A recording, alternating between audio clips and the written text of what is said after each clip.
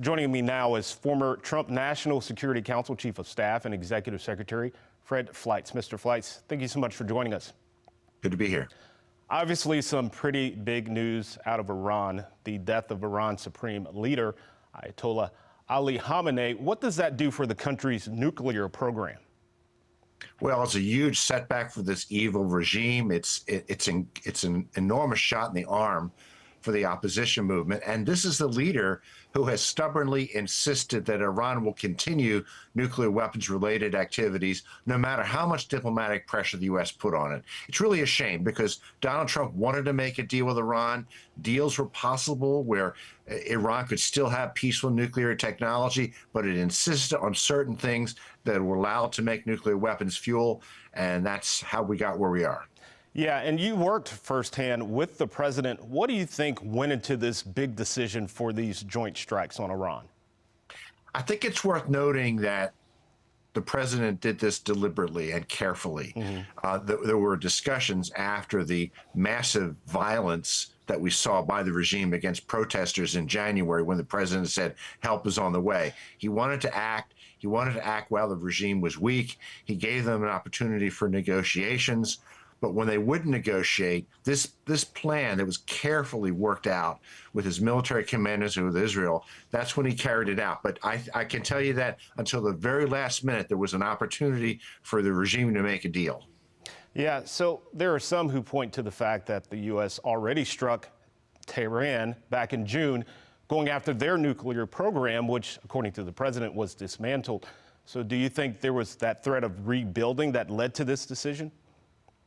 Yes, it's worth noting that there was a ceasefire in June that the Israelis didn't want to go along with. President Trump insisted he wanted peace. He wanted to move on with peaceful relations with Iran. But since that time, the Iranian regime has been trying to rebuild its nuclear missile program. The missile program is the biggest threat. They've made significant advances towards putting that together. In another year, they probably would have so many missiles that it wouldn't be safe for Israel to attack it. Israel's wanted to attack Iran for several months because of advances in the missile program. And I think that had a lot to do with the timing. Yeah, so let's talk retaliation, right? Iran has already launched their own strikes on bases in the UAE and Qatar.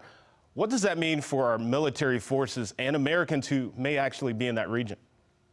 It's a significant threat. Iran has a large arsenal of short-range missiles, maybe 800 to 1,100 of them. They can't hit Israel, but they can hit U.S. bases in the Persian Gulf. But by doing this, there are states that would sit on the fence, call for de-escalation. Iran is bringing these countries into the fight, and frankly, by attacking Saudi soil, the Saudis may be with us to attack Iran now. Yeah, so in your expert opinion, what does success of an operation like this look like going forward? I think the ultimate success will be measured is if whether a massive and sustained demonstration against the regime can be sparked by this that brings down this regime.